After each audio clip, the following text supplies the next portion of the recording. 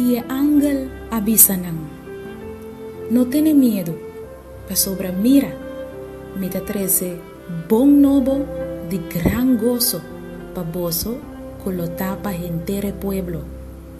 Pa sobra awe, den estad de David, a nace pa bozo un salvador, quien de da Cristo es Señor.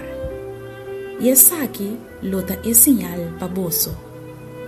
Bozo lo haya un baby lo ra den paña y dormí de un pesebre.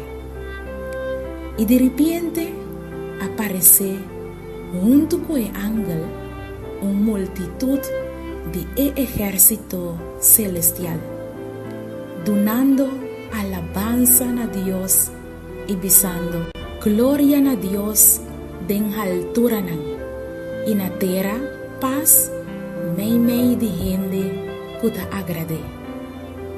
Y a sosode que ora e ángel nan alaganan y a baixelo e guarda donan a começar bisa otro laganos vai Bethlehem a war e mira e cos aqui que a sosode e que o Senhor a participar na nós e nanga vai pura e a rainha Maria e José e o baby que estava a dormir tem pesebre. E ora nanga mira essa aqui, nanga participar lo que awardo bisa nanang tocante de eu aqui.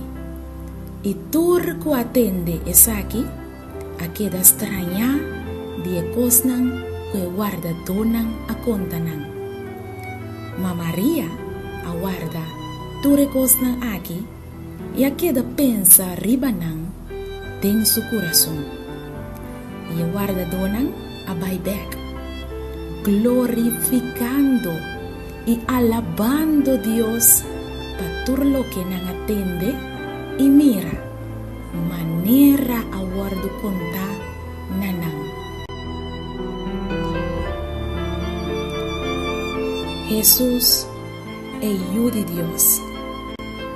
Laga essa aqui tá momento para recordar, tempo para perdonar, tempo para reflexionar que Salvador a nasce para trazer salvação na humanidade.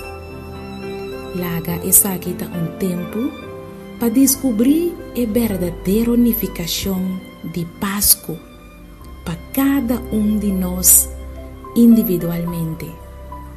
Laga nossa maneira é sábio não. Busca Jesus e do nele o regalo de mais bonita, o regalo de mais precioso, coração quebrar e espírito arrepentir. Feliz Páscoa e hope bendição de Deus.